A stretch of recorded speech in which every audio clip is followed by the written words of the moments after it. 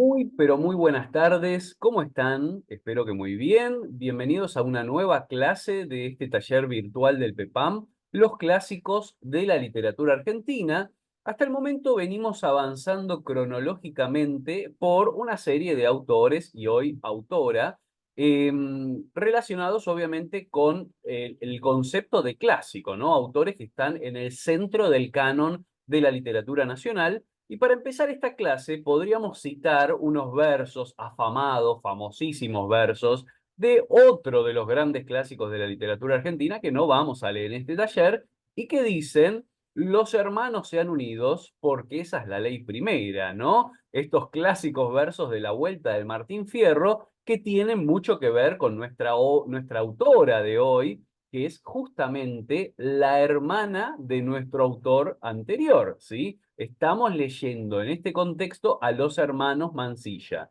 Nuestra clase pasada fue sobre Lucio B. Mansilla y esa obra tan particular, ¿no? Las Coserís del jueves, que se publicaban en el diario Sudamérica. Para hoy tenemos como lectura, en esta que es nuestra cuarta clase, una novela, ¿sí?, de Eduarda Mansilla, la hermana de Lucio.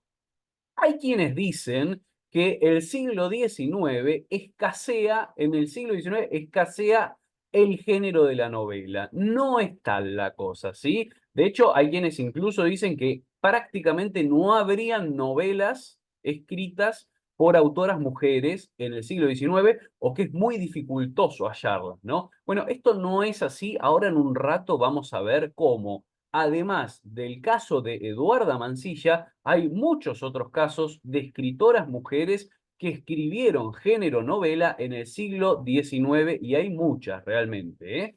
Bueno, pero el caso de Eduarda, además, en este caso, como bien dice ahí el subtítulo que ustedes están viendo, es una novela romántica, ¿no? Y plenamente romántica. Ya estuvimos hablando de esta corriente literaria, la del romanticismo, en la clase de Esteban Echeverría. Ahora, recordemos para hacer un poco de repaso, ¿no? Esteban Echeverría tomaba como modelo el Werther de Goethe, pero no avanzaba en ciertas cuestiones y habían algunas cosas que no se relacionaban con lo que uno tiene asociado al género del romanticismo. Por ejemplo, y lo más importante, el final, ¿sí? ¿Recuerdan ese final feliz donde la vida se soluciona, los problemas se solucionan a través del amor principalmente? Bueno, en el caso de Eduarda, ¿sí?, vamos a tener llevado al extremo el procedimiento del romanticismo en una especie de entrecruzamiento de las líneas vitales de los personajes que terminan desembocando en una absoluta e irremediable tragedia, ¿sí? Así que ahí se va a cumplir esta premisa propia del género romántico y del romanticismo de que las cosas siempre terminan exacerbadas en tragedia y mal, ¿sí? Ahora un ratito lo vamos a ver. Les quiero hacer una aclaración.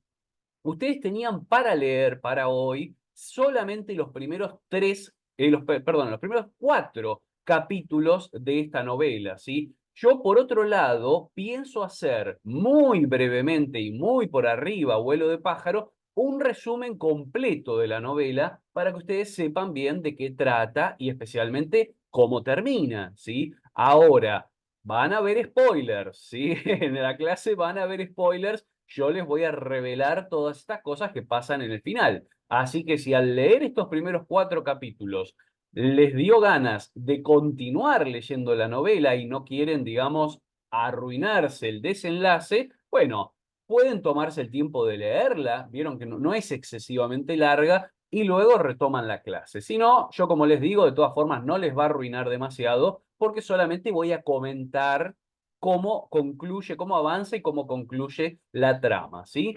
Otros elementos que están apareciendo ahí, importantes, ¿no? El tema de folletinesca. ¿Por qué? Bueno, porque se publicó en formato de folletín. Ahora lo vamos a ver en un rato. Salió publicada no en un periódico, pero sí en lo que vendría a ser una suerte de revista del siglo XIX en Francia, ¿sí? Por eso el próximo atributo, en francés, ¿sí? Esto es importante. Eduarda escribió y publicó la versión original de Eduardo, La vida en las, de Pablo, perdón, Eduardo es Eduarda, de Pablo, La vida en las Pampas, en francés, y se publicó en francés, ¿sí? Quien hace la traducción que ustedes pudieron leer y que yo les mandé y que vamos a comentar hoy es el hermano, Lucio de Mansilla, ¿sí? A quien vimos la clase anterior. Y bueno, finalmente, obviamente, sobre la Pampa, ¿no? Acá la vida está ya tematizado en el título del libro, y acá la intención de Eduarda un poco es narrar, ojo, para el público francés, cómo es la vida en La Pampa, ¿sí? Es un poco como la misma intención que tenían muchos escritores del siglo XIX, entre ellos podemos pensar en Sarmiento, que buscaban trasladar a un público europeo la vida, cómo se llevaba la vida y cómo eran las costumbres y todo lo que se hacía en el entorno de Buenos Aires, pero también en la campaña, en lo que era la Pampa Argentina, ¿sí? Bien, así que comenzamos. Vamos a empezar antes que nada con un breve recorrido, como hacemos siempre, por lo que es un poco la vida y la obra de Eduarda Mansilla, ¿sí? Nace en Buenos Aires en el año 1834 en el contexto de una élite social, ¿no? Es la misma familia que conversamos la clase pasada cuando hablamos de Lucio, ¿no? Ahí tenemos como madre a Agustina Rosas, ¿no? La hermana menor de Juan Manuel de Rosas, ¿sí? El padre que era el héroe de la batalla de Obligado, ¿sí? Recordemos todos estos, hacemos un repaso también, es la misma familia que hablamos la clase pasada, ¿sí? Así que es una élite social, política y cultural, ¿no? Es decir, se va a criar con una muy, muy buena educación y con mucho conocimiento, ¿no? Como sucedía en esas familias de, pertenecientes a la élite, ¿sí? Desde joven, muy joven, se educó en las letras, aprendió varios idiomas y también, otro costado que tiene ella, desplegó un inmenso talento musical, ¿sí? O sea, son algunos de los atributos que ella obtuvo de chica por pertenecer a este tipo de familia, ¿no? Compuso, digamos, saliendo del costado literario de Eduarda, compuso una serie de obras para piano, ¿sí?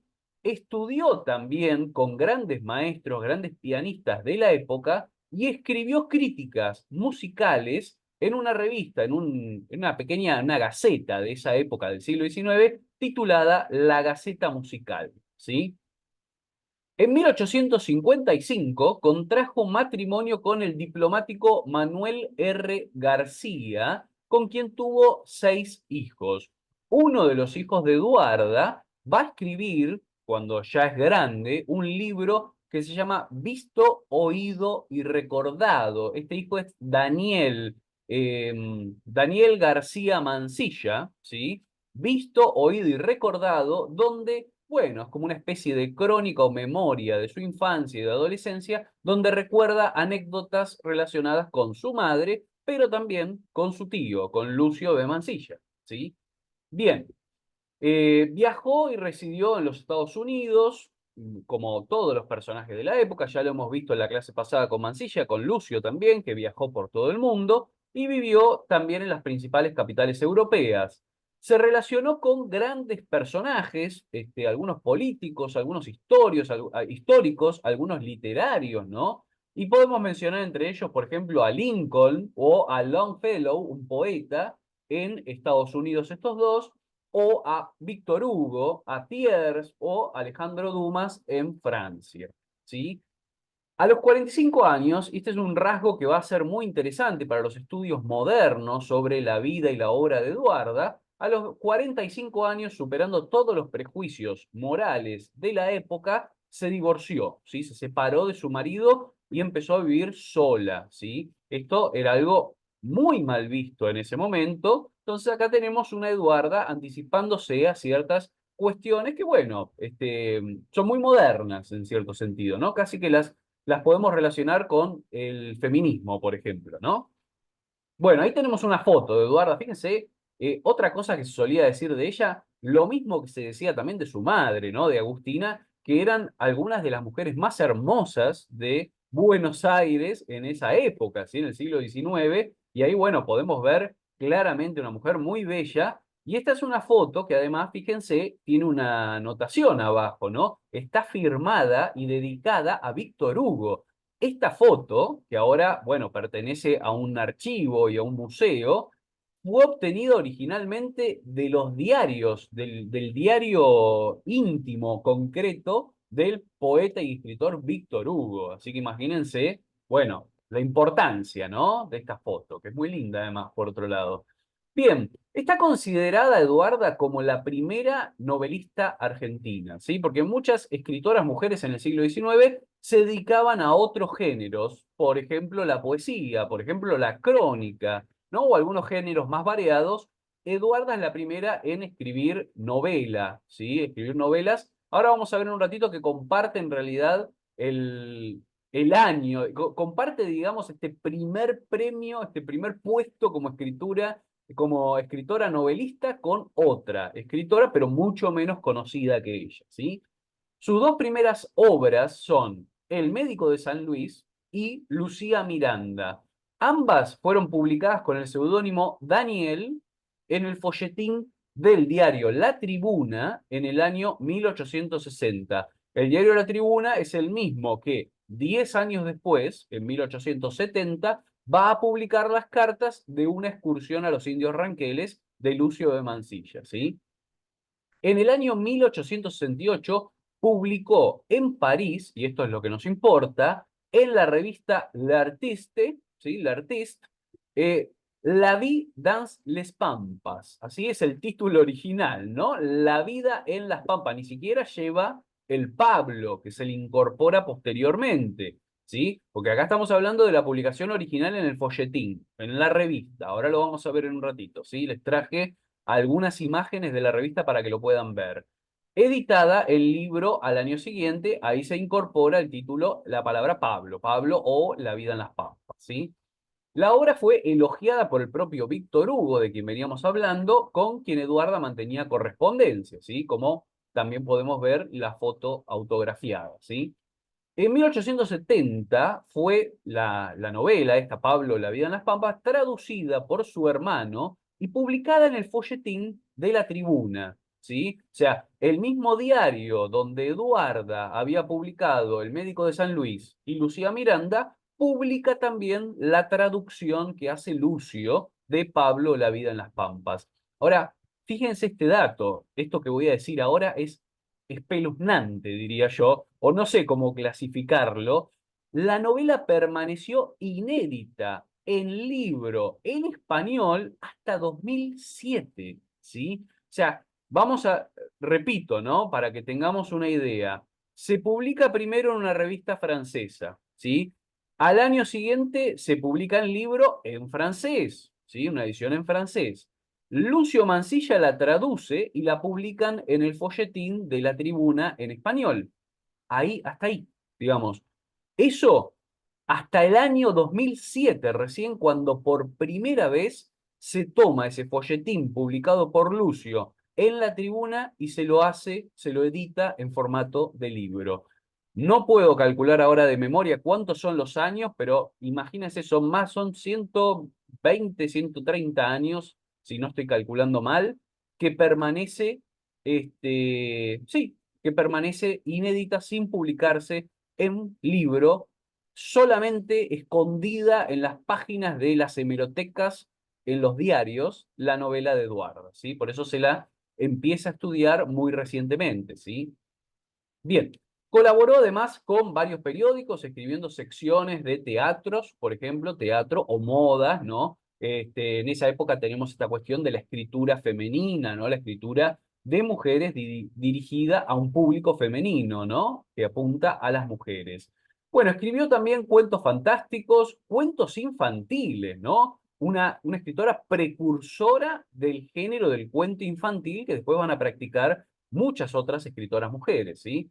Y hacia 1882 publicó un libro de recuerdos de viajes, otra práctica que también solía hacerse en la época. 10 años después falleció en el año 1892. Bien, como les decía, vamos a ver un poco esta cuestión, ahora pasamos a la cuestión de las mujeres novelistas. Antes les quería comentar esto, ¿no? Existe una novela histórica, una novela histórica moderna, contemporánea, escrita por María Rosa Lojo. Ella es una crítica literaria, estudiosa, pero también escritora, ¿sí? Escritora de ficción.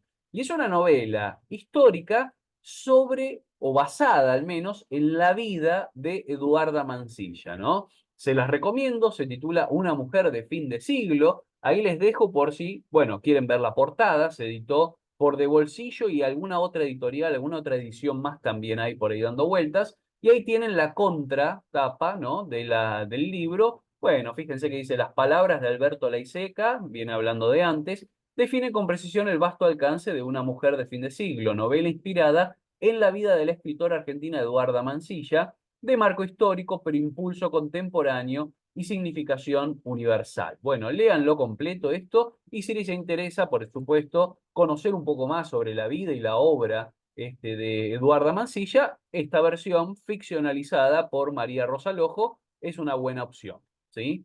Y ahora sí, les voy a contar un poco sobre esto. Quiero hablarles de lo que es el tema de las mujeres novelistas del siglo XIX argentino, ¿sí?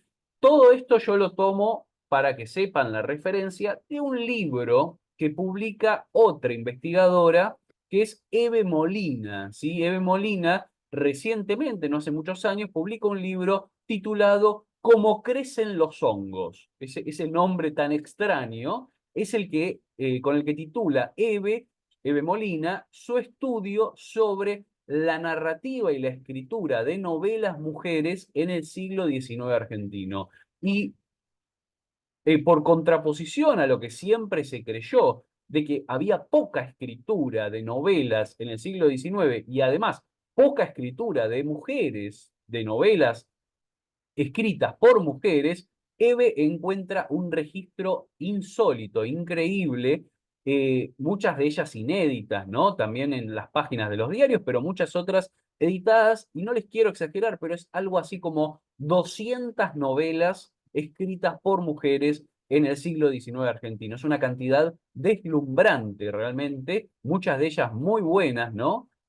Por eso el título, ¿no? De cómo crecen los hongos, viene un poco por ese lado, por la gran cantidad que termina registrando. Así que bueno, con eso refuta para siempre, ¿no? Esa visión que hubo en una época un poco sesgada, que nos venía a decir, por ejemplo, bueno, el primer novelista es Mármol con el Amalia en la década del 50, y lo que le sigue a eso son las novelas de Cambaceres, ¿no? De Lucio B. López y algunos otros escritores ya en la década de 1880, por ejemplo, ¿no? Es decir, como si hubiera un gran hueco, un gran vacío, y además todo de escritores hombres, entre la década del 50 y la década del 80, como si no se hubiese escrito nada ahí, ¿no? En el género novela. Bueno, ese libro refuta esa visión con mucha documentación.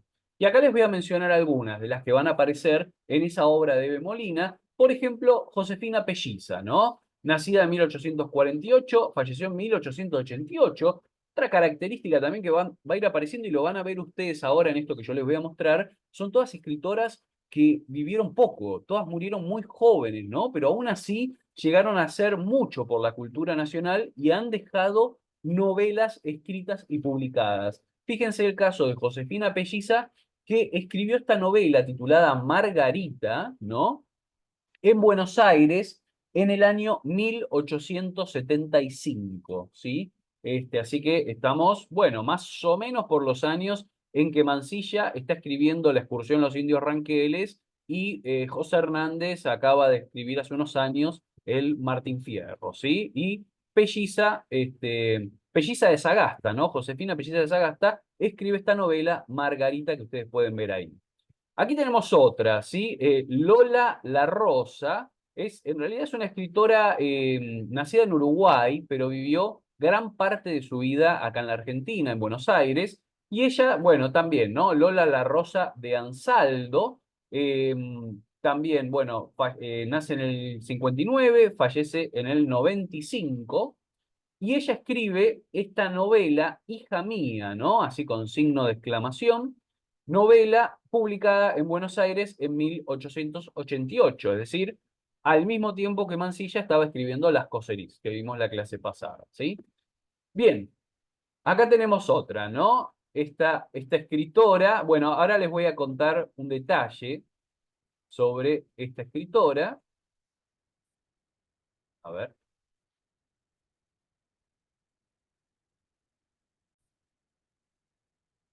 Rosa Guerra, ¿no? Ella es la que yo les decía que comparte el mérito junto con Eduarda de haber sido la primera novelista, por lo menos, de Buenos Aires, ¿no? De acá de Argentina, del siglo XIX, porque fíjense, Rosa Guerra, que nace en 1834 y fallece en 1864, bueno, una vida sumamente corta, murió muy, muy joven, pero en 1860 alcanza a publicar esta novela histórica sobre la leyenda que se ha aparecido también en otras obras de otras escritoras, de otros escritores, sobre Lucía Miranda, ¿sí? Y se publica, como bien les decía, en 1860, mismo año en el cual Eduarda también está publicando, por ejemplo, El médico de San Luis, ¿sí? Así que comparten ellas dos, esto es algo que se descubrió mucho después, ¿no? Pero comparten este mérito de ser las primeras escritoras mujeres en publicar una novela en Argentina, ¿sí? Bien, ahí sigo avanzando, a ver, y acá tenemos una de las más grandes, ¿no? Yo creo que si tenemos que nombrar tres grandes escritoras del siglo XIX argentino, hablamos de Juana Manso, hablamos de Eduarda Mansilla, y la próxima, no se las voy a decir, es la que viene en la filmina que sigue, ¿sí? Pero bueno, Juana Manso es una de las grandes, ¿no? Además, educadora, ¿no? Está asociada, digamos, al perfil de gran educadora, gran maestra, gran profesora. Nació en 1819, falleció en 1875, ¿sí? Y ahí tenemos, por ejemplo, una de sus obras, que es Los Misterios del Plata, novela histórica original, bueno, fíjense, escrita en 1846, y esta es una reedición, la portada que tienen ahí, de 1900. Esto de escribir sobre los misterios es un género en sí mismo, ¿sí? Es un género del siglo XIX. Existen, por ejemplo, los misterios de París, ¿no? Que es la primera versión, ¿sí? Que sale de este tipo de escritura sobre los misterios de un lugar, ¿no? Novelizar, bueno, leyendas, costumbres, mitos de un lugar, en este caso del Plata, ¿no? Del entorno del Río de la Plata. Bien, y les decía, otra de las tres grandes, digamos, si tenemos que nombrarlas, la tercera podría ser Juana Manuela Gorriti, ¿sí? Una gran, gran escritora, yo la he dado en otros talleres de literatura también, la hemos visto, tiene algunos libros fascinantes, uno de ellos, por ejemplo, se llama Cocina Ecléctica, ¿sí? Que es una recopilación de recetas de cocina de todas las distintas regiones de Latinoamérica, este, escritas, cada una de ellas por una escritora intelectual de cada parte de Latinoamérica. Así es una cosa de otro mundo, ¿no? Súper avanzado para ese momento y para esa época, donde además de reunir recetas de platos y de cocina, también aparecen anécdotas, historias, cuentos, una cosa bellísima. Bueno, Gorriti tiene principalmente dos novelas, dos grandes novelas que publicó. Una de ellas es esta que figura ahí, Oasis en la Vida, que se publicó en 1888, y la otra es La Tierra Natal, ¿sí? Del año siguiente. Así que bueno, esto como en la tierra natal, en la costumbre, ¿no? Perdón, en la corriente del costumbrismo, ¿sí? Esto también de hablar sobre las costumbres, las tradiciones del propio terreno, ¿no? Pero en el marco de una novela, ¿sí? Una novelización de el espacio geográfico en el que se nació.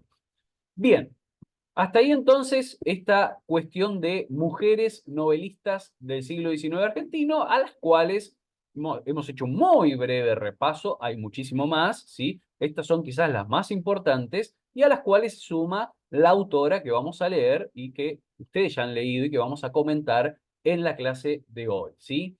Bien, para empezar a introducirnos en Pablo o la vida en las Pampas, acá les traje para que veamos un poco esta revista, ¿no? Revista periódico, ¿no? Es una cosa que está entre medio de los dos formatos, ¿no? Le Artiste, ¿sí? Le Artiste, Journal, bueno, ¿no? de literatura y de las bellas artes también, comienza a publicarse, obviamente, en París, en Francia, en el año 1831 y tiene una larga vida, ¿sí? Como órgano de la prensa, podríamos decir, es una revista del siglo XIX, tiene una larga vida, dura hasta 1904, ¿sí? Prácticamente todo el siglo XIX. Y acá vemos, ¿sí? La publicación de La vida, como les decía antes, el primer título que tiene la obra de Eduarda es La vida en las Pampas, ¿sí? Comienza a publicarse en las páginas de este periódico en septiembre de 1868. Ahí podemos ver, por ejemplo, la dedicatoria que pone, ¿no? Eduarda a mi amigo Jacobo Bermúdez de Castro, ¿sí? Y es muy interesante, fíjense, porque aparece, empieza con el capítulo primero en francés, ¿no? El título, pero el nombre del capítulo, el nombre que le da a ese capítulo primero es La Papeleta, ¿sí? O sea que ya de entrada hay una fusión, una mezcla de lenguajes, y Eduarda todo el tiempo va a hacer jugar a esta publicación en una revista francesa que está justamente escrita en francés con palabras o giros idiomáticos propios del español, ¿sí? Muchos de ellos anotados en una nota al pie, ¿sí? Comentados en una nota al pie, como pueden ver ahí abajo, ¿no? Que dice, no sé si lo alcanzan a ver, que donde dice papeleta y dice certificado de exoneración del servicio militar, en francés, ¿no? Aclarado para el público francés que es una papeleta en el contexto de la vida en las pampas argentinas, ¿sí? Por ejemplo, los epígrafes también, ¿no? Ahí tenemos un epígrafe que firma como García, unos versos que también están en español, ¿no? Bueno, y así de la misma forma van a ir apareciendo distintas palabras, ¿no? Que normalmente van a estar resaltadas en cursiva en el texto, palabras en español que la autora se va a encargar de explicarle qué significan, palabras del ámbito campestre, que les va a explicar qué significan a este público lector francés que ella tiene como destinatario de su texto, ¿no? Ahí podemos ver claramente la palabra pampa, la palabra pampero. Más abajo tenemos, a ver, pajonal, ¿no? También, por ejemplo. Bueno, y así sucesivamente van a ir apareciendo estos registros de la fusión de los lenguajes.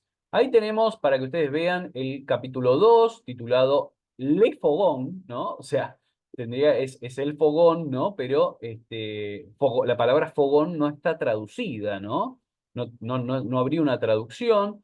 El capítulo 3 titulado Dolores, estos son los que tuvieron que leer ustedes, ¿sí? Hasta el capítulo 4 que se titula Amor, ¿sí? Bueno, después sigue el capítulo 5, ahí lo tenemos, y concluye esta primera entrega, ¿no? Del capítulo 1 al 5 con esta firma, ¿no? E.M.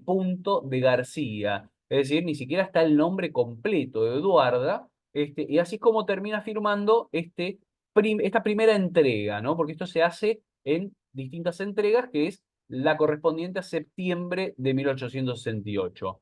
Acá vamos a ver la segunda, ¿no? Que aparece en el ejemplar o sí, en el volumen de noviembre de 1868, ¿sí? Dice La vida en las Pampas, continuación, ¿sí? Y acá empieza con el capítulo 6, Soldado, capítulo 7, La estancia. Ustedes si quieren leerlo o mirarlo con mayor detalle, pausen en este momento. Acá, por supuesto, yo no les puse todas las páginas, ¿sí? Lo que estamos viendo son simplemente las páginas en las cuales aparecen los comienzos de capítulos. Fíjense que tenemos a la izquierda la página 162, a la derecha la 171, ¿no? El capítulo 8, la soledad, solitud. El capítulo 9, la taberna. Capítulo 10, la partida, el 11, la tropa, cada uno con un epígrafe, ¿sí? Los epígrafes también son interesantes de estudiarse, ¿sí? ¿A qué autores cita Eduarda? Que viene a reflejarnos de alguna forma cuáles son las lecturas que la propia Eduarda hacía de textos y de literatura, ¿sí? Bien, y acá concluye, ¿no? Y esta vez sí pone su nombre, fíjense, al finalizar este volumen, concluye con Eduarda M. de García. la continuación o el final en el próximo número, pone, ¿no? Allá entre paréntesis. Y acá tenemos entonces la última parte, en diciembre de 1868, con la misma dedicatoria. Bueno, capítulo 12, La Villa; capítulo 13, La Pampa; el 14, Los Indios; el 15, el 16, El Duro, ¿no? Que es uno de los personajes que va a aparecer más adelante. Y ahí, con este capítulo, con el capítulo 16, El Duro, concluye finalmente el folletín de Eduarda, firmado ahí nuevamente con la firma, con el nombre completo, ¿sí? Bien, así que esto es por parte de la publicación oficial, original, en su contexto original, en francés, en la revista L'Artiste. Ahora vamos a ver un resumen general, ¿sí? De el tema, de la trama y de los personajes que van a aparecer en toda la novela Pablo, la vida de las Pampas. Como les decía al principio, si la quieren leer completa y no tener spoilers, este es el momento de saltear quizás esta parte, ¿no? Quizás no quieran enterarse de lo que pasa, pero si no, lo vamos a resumir para que ustedes sepan y estén al tanto de cómo sigue y cómo concluye la novela.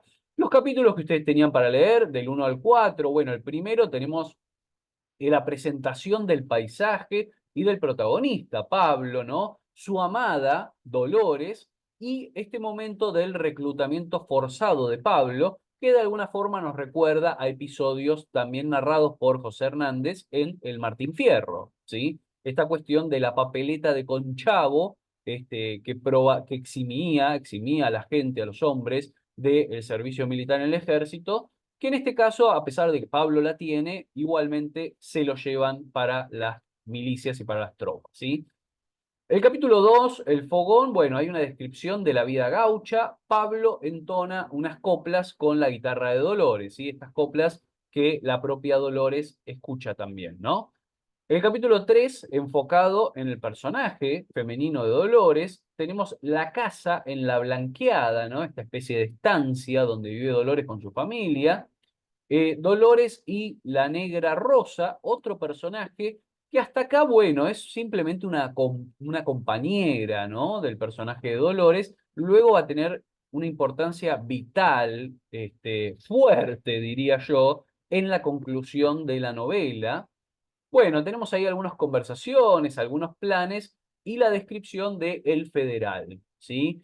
Capítulo 4, Amor. Pablo es llevado a la casa. Bueno, hay, como ustedes saben, un episodio sexual bastante explícito para la época, bastante detallado, ¿sí? Entre Pablo y Dolores. Luego tenemos el regreso a la milicia y el tema de los caballos, ¿sí? La presencia de este episodio con los caballos que luego vamos a ver. Capítulo 5, La Viuda, ¿sí? Acá se suma otro personaje que va a ser muy importante en la acción de la novela. Ustedes creo que no llegaron a conocerla, excepto quizás por alguna mención, pero el personaje se habla de la vida de Micaela Guevara, ¿sí? Que es la madre de Pablo, y que va a ser muy importante en adelante. Ahora vamos a ver incluso también para la conclusión de la novela y ese final trágico buscado desde la corriente del romanticismo.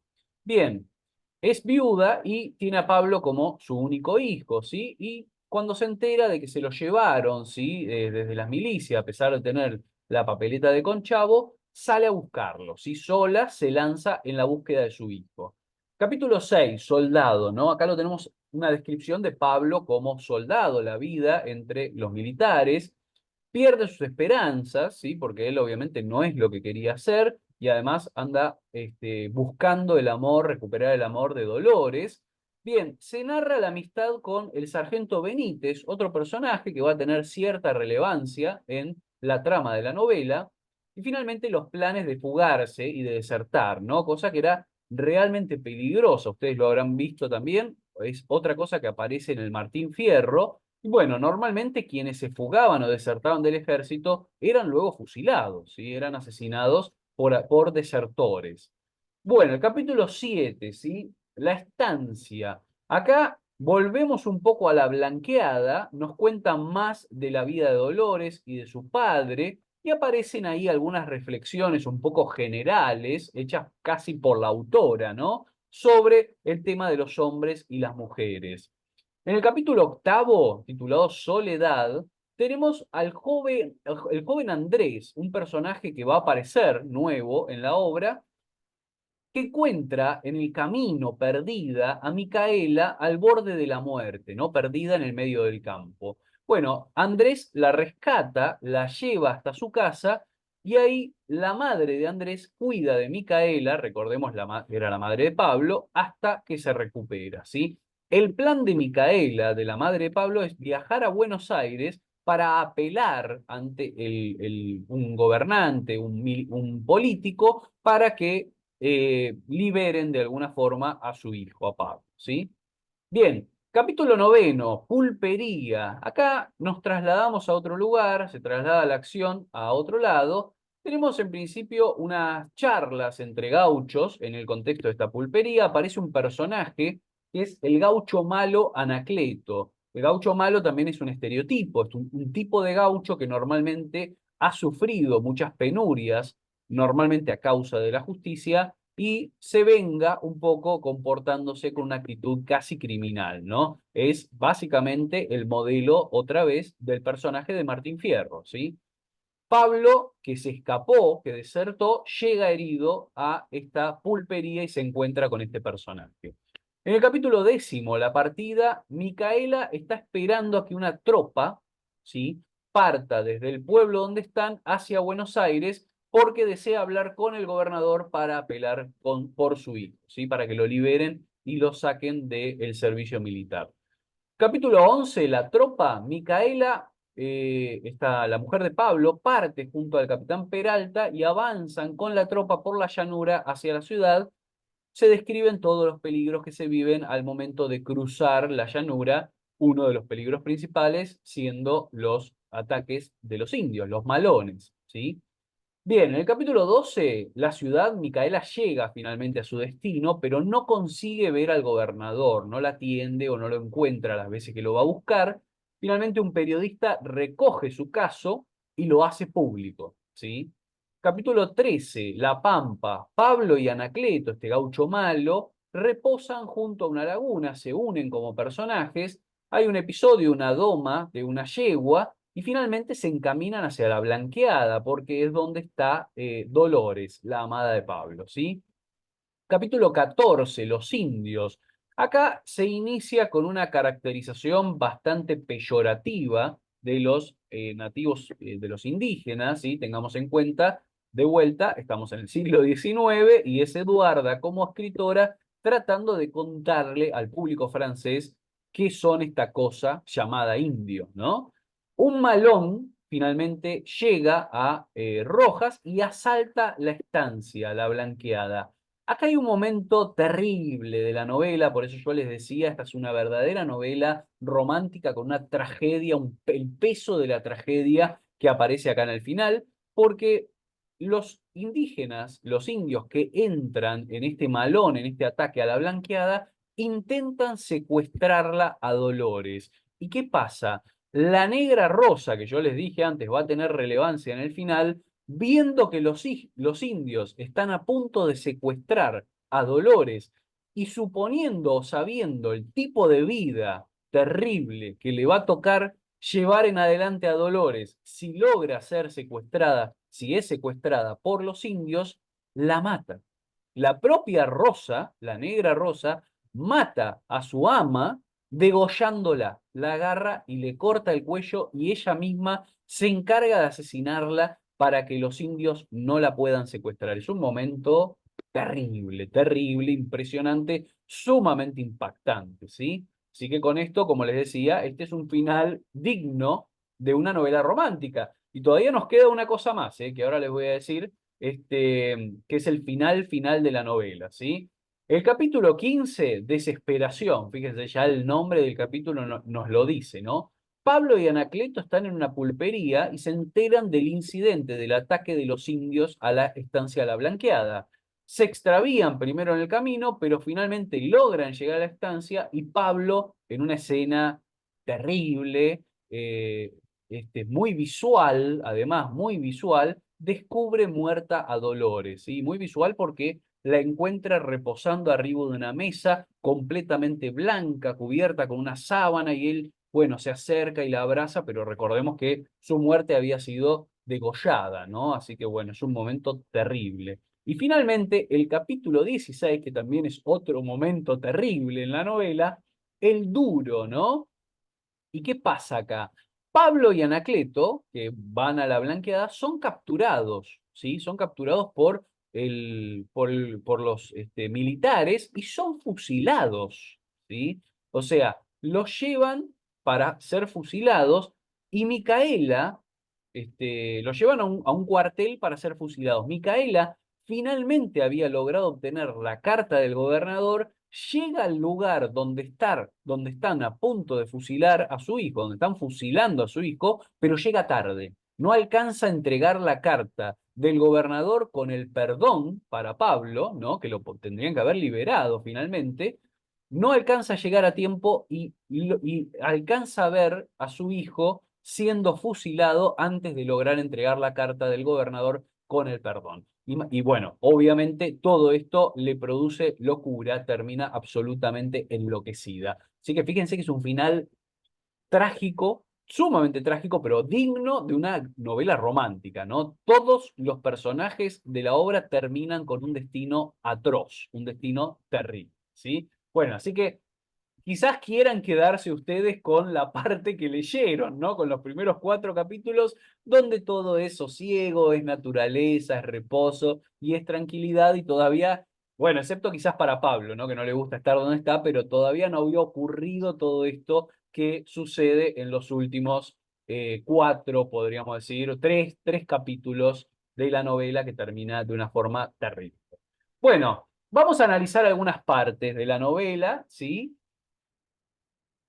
Como siempre les digo, yo les voy a mostrar solamente algunos pequeños fragmentos. Ustedes ya la leyeron, vamos a comentar algunas características de la obra y algunos de estos fragmentos los voy a leer en voz alta para que los recordemos y los tengamos presentes, ¿no?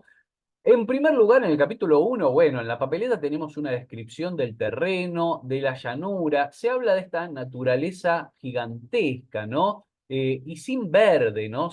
Es una tierra llana, sin accidentes, ¿no? No hay árboles, esa es la cuestión, ¿no? No hay verde porque no hay árboles. Es pura llanura, es puro vacío, chato, plano, y no hay donde posar la vista prácticamente, ¿sí? Esto tiene que ver con la naturaleza.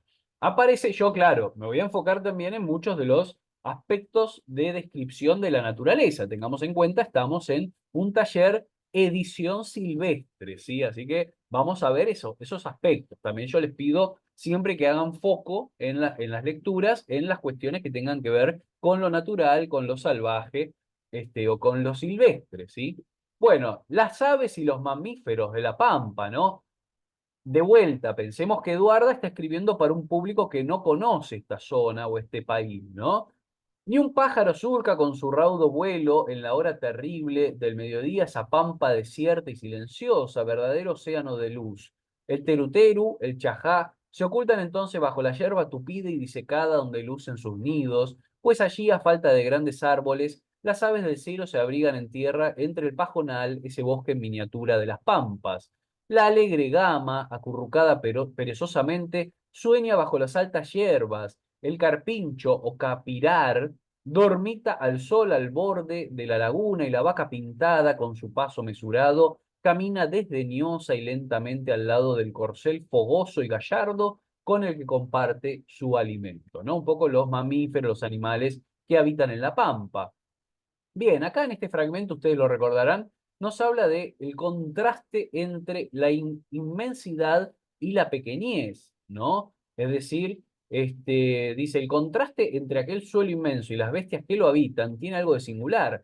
Todas esas creaciones parecen, y lo son en realidad, raquíticas y mezquinas para el vasto cuadro en que se mueven. Pero luego nos habla de estas bestias prehistóricas, gigantescas, ¿no? Menciona al mastodonte y al colosal megatherium, ¿no? Estas bestias que eran gigantescas y que se adaptaban mejor a estos espacios abiertos, vacíos, como es la llanura pampeana, ¿sí? Bien, acá nos habla en este fragmento de la influencia de la naturaleza sobre la condición humana, ¿sí? Esto es muy importante porque es una creencia muy repetida en la época o creencia o teoría, digamos, a la cual va a describir también Sarmiento, ¿sí? Sarmiento consideraba que los caracteres humanos se forjaban de acuerdo al terreno que habitaban, ¿no? Entonces el hombre de ciudad iba a tener un temperamento más refinado, culto, mientras que el hombre de la pampa, como lo era, al describirlo, ¿no? Facundo Quiroga, por ejemplo, en su infancia, en su obra Facundo, bueno, va a tener un carácter más salvaje, ¿no? Relacionado con la naturaleza y el suelo que influyen sobre el carácter humano, ¿sí? Bien, eso es lo que habla en este fragmento de lo que cuenta Eduarda, y de vuelta, siempre pensemos que está explicándole, esto casi que es una novela, pero también es una obra que es explicativa, ¿no? Trata de traducir al público francés el mundo local de la Argentina. Bien, el avance de los bueyes y de la carreta por la pampa, ¿sí? Este momento también que aparece aquí. La primera descripción de Pablo, el protagonista, que aparece en esta escena, ¿no? Llegando con esta carreta. Dice, lánguidamente acostado de espalda en el fondo de la carreta duerme o parece dormir un hombre, cubierta la cara con una punta de poncho que ha enganchado cuidadosamente en uno de los lados de la carreta para evitar la luz demasiado viva, ¿no? A no dudarlo es joven, porque sus formas esbeltas y un tanto delicadas tienen en su reposo ese grandioso abandono, esa actitud flexible y fácil, peculiar de la primera juventud. Bueno, después lo describe la vestimenta, cómo es él, etcétera. Y ahí tenemos esta cuestión, ¿no? De, como venía diciéndoles recién, el lector implícito, ¿no? Que es el lector francés europeo. Entonces, este procedimiento de explicación y traducción. ¿En torno a qué? En torno a la querencia, ¿no? Porque dice, ¿a dónde va Pablo con su carreta? A la querencia. Y ahí dice, ay, ni en lengua francesa ni en ninguna otra que yo conozca al menos, la palabra querencia tiene un exacto sinónimo. Literalmente traducida, querencia quiere decir el lugar querido, es decir, el hogar, el home de los ingleses, pero los gauchos no emplean esta palabra, sino hablando de los animales, ¿no? Se refiere a hogar, home, ¿no?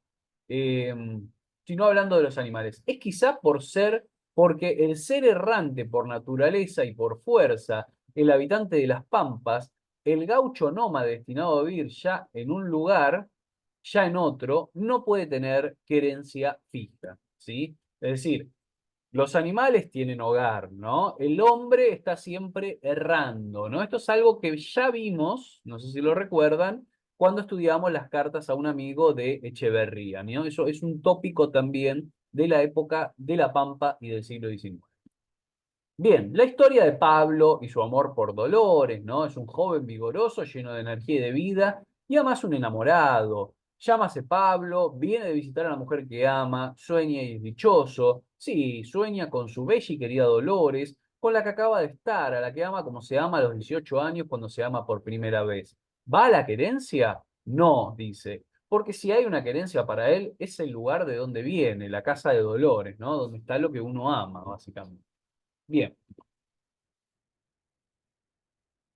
Bien, acá aparece el tema de la descripción de la partida militar, ¿sí? Y la mirada europea, ¿no? Es decir, todo el tiempo Eduarda va a estar comparando, ¿no?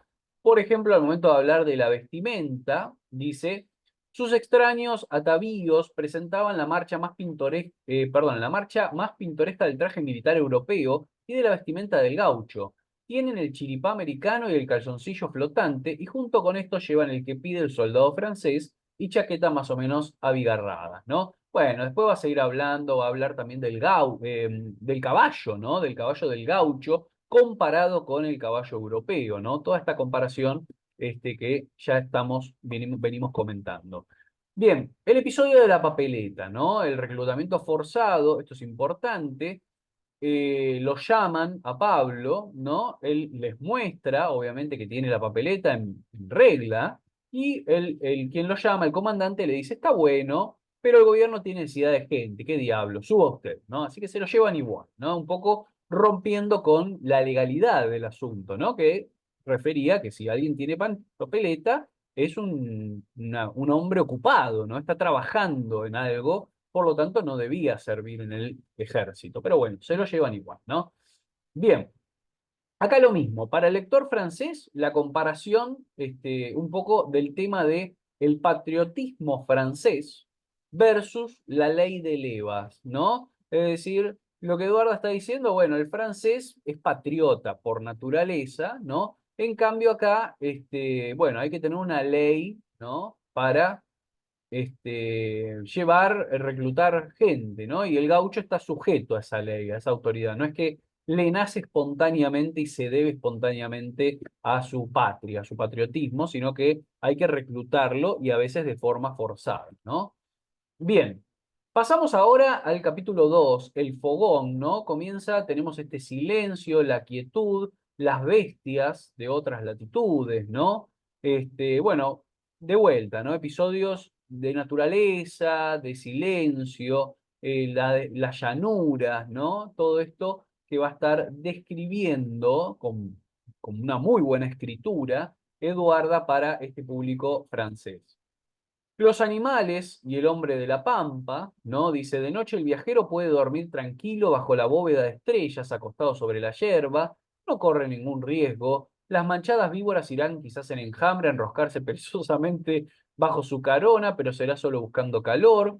Las vizcachas, con ese aire curioso que les es peculiar, iban a visitarse en su guarida que la lechuza vigilante cuida como fiel centinela, sin tocar uno solo de sus caballos, y el asustadizo peludo huirá de él a su aproximación, mientras que el avestruz silvestre pasa cerca de su lecho sin que sus grandes ojos vidriosos, pero atontados, le aperciban, ¿no? Así que un poco, otra vez, la descripción de los animales y su relación con el hombre en la pampa.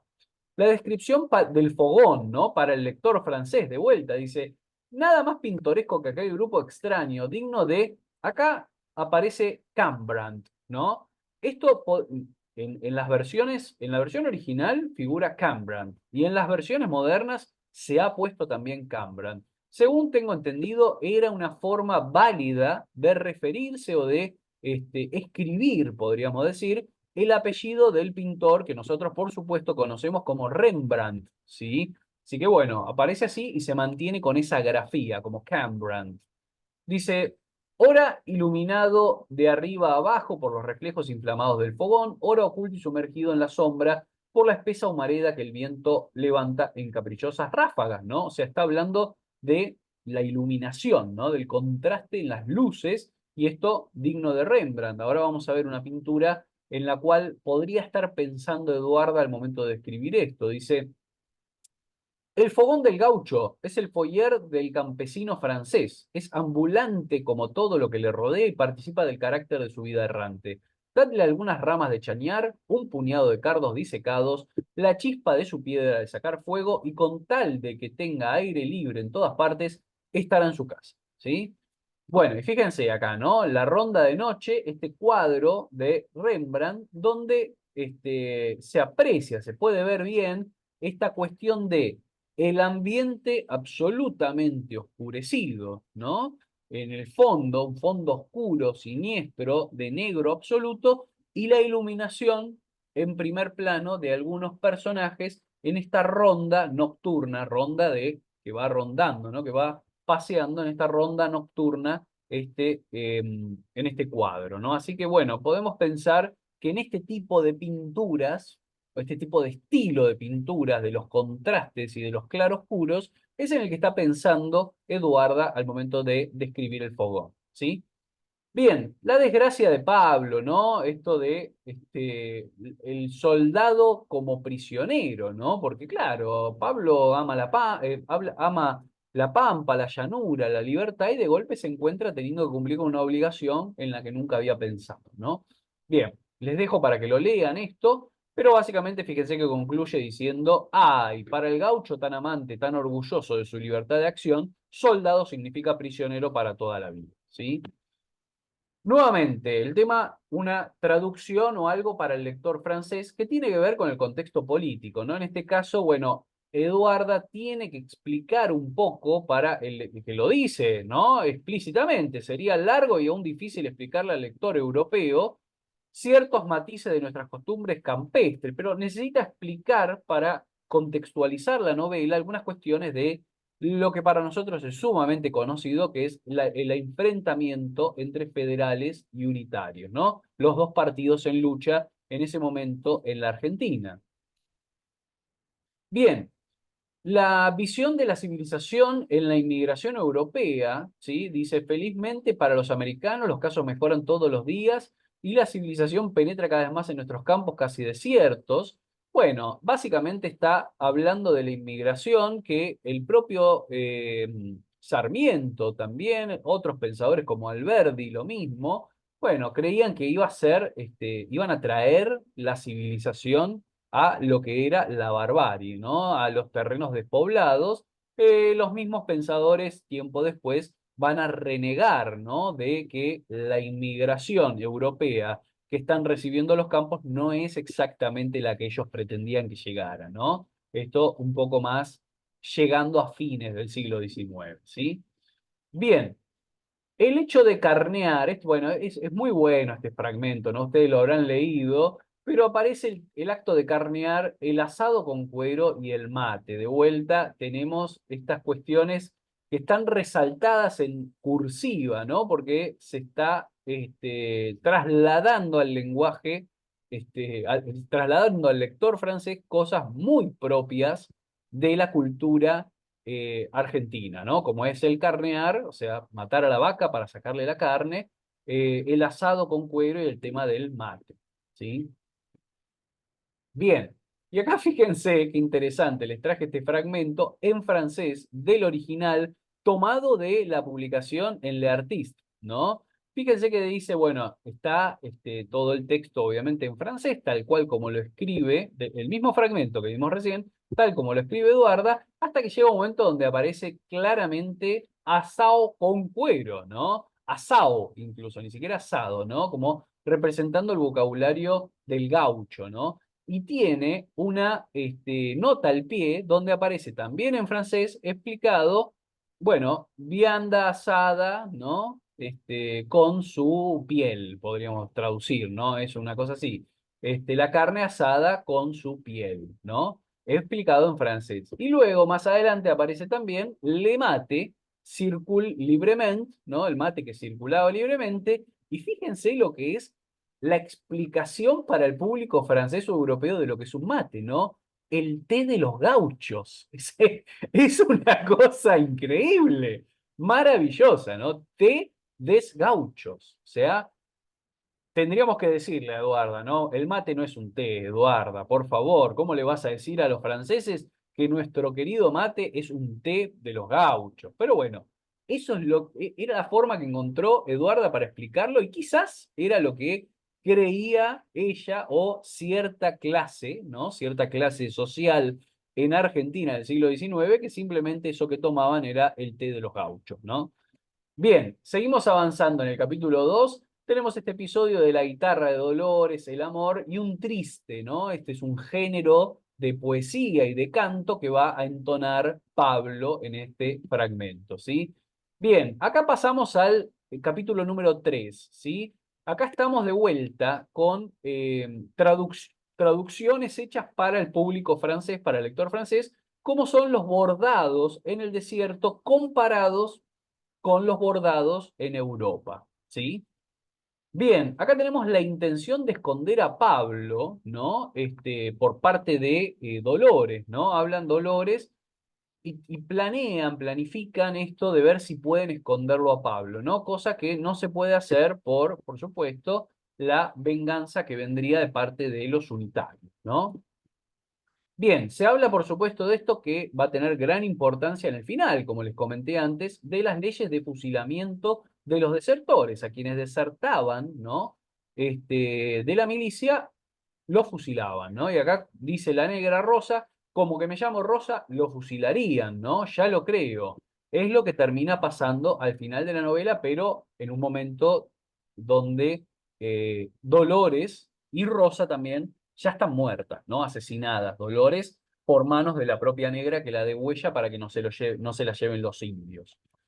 Bien, el rechazo del hombre de campo por la ciudad, otro de los tópicos importantes del siglo XIX en la literatura, lo vimos la clase pasada con Mansilla, ¿no? Lo vimos también con Echeverría en las cartas de un amigo, esta dicotomía, ¿no? Entre el campo y la ciudad, y que siempre hay un rechazo de quien vive en el campo hacia la ciudad, ¿no? Es más, mucho más probable, esto lo dice Mansilla en uno de sus textos, es mucho más probable que un hombre que viva en la ciudad se instale en el campo gustosamente que lo contrario, ¿no? Que alguien que vive en el campo se vaya a vivir a la ciudad, ¿sí?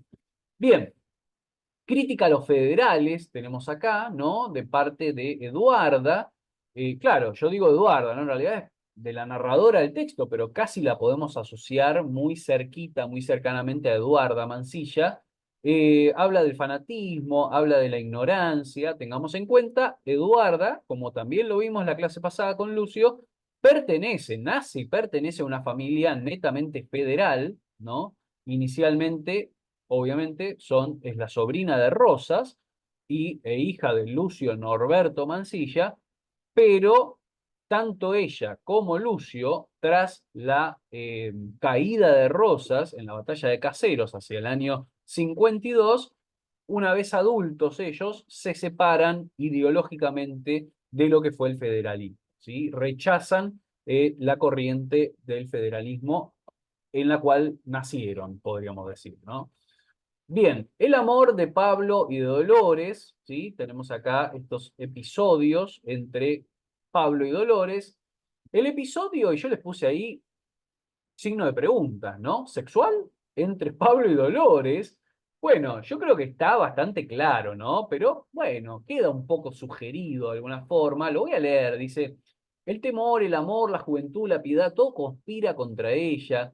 Ebria de amor, atolondrada de terror, se abraza a él, le prodiga los más dulces nombres que el amor puede inspirar, y por vez primera le devuelve al fogoso gaucho sus ternezas. Pablo tenía 18 años. Las caricias de la caricia, perdón, las caricias de la joven encienden en sus venas deseos desconocidos.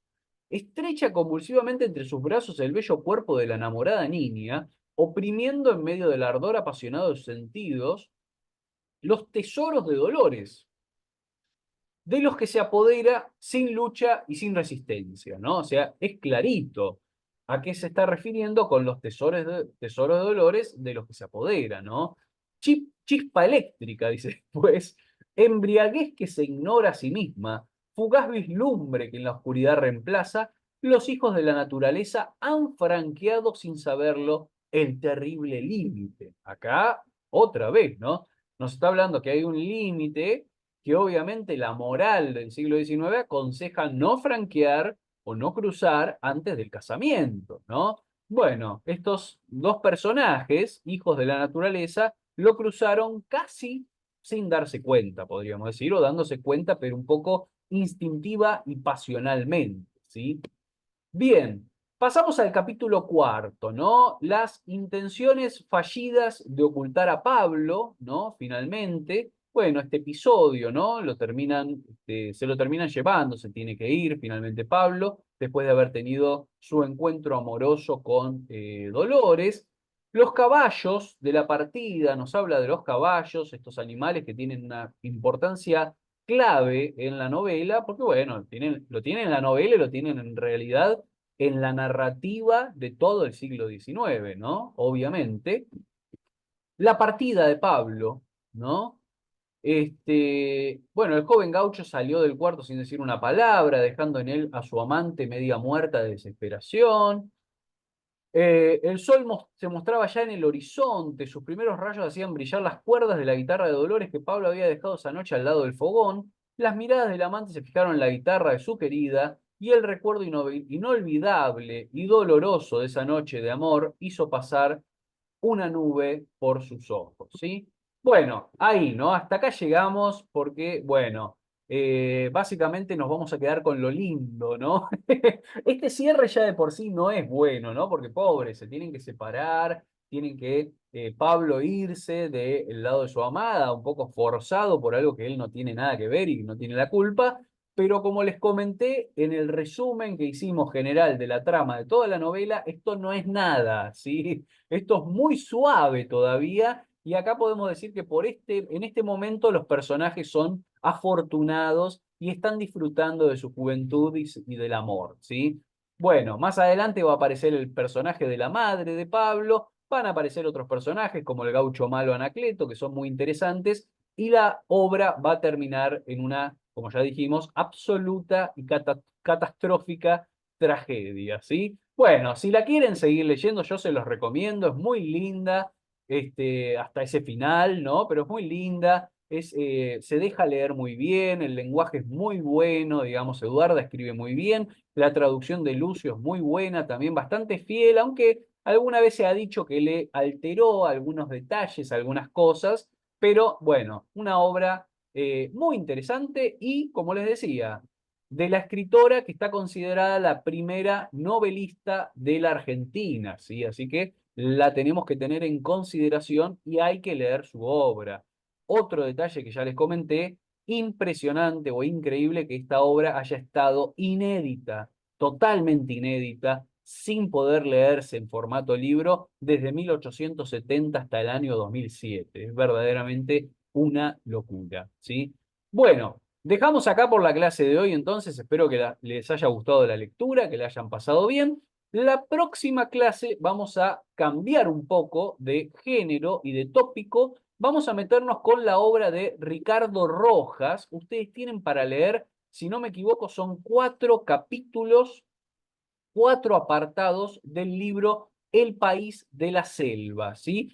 Va a hablar ahí Rojas, ya lo vamos a ver la clase pasada, sobre las costumbres, las tradiciones, los mitos, las leyendas de una región muy, muy particular y muy concreta del país a la que él, de las provincias, ¿sí? A la que él mismo bautizó como el País de la Selva. Así que bueno, espero que les guste la lectura, que la disfruten y nos encontramos la semana próxima para debatir ese texto de Ricardo Rojas. Bueno, les deseo que tengan una muy buena semana, un muy buen fin de semana y nos encontramos prontito. Les mando un abrazo grande, que estén muy bien, ¿eh?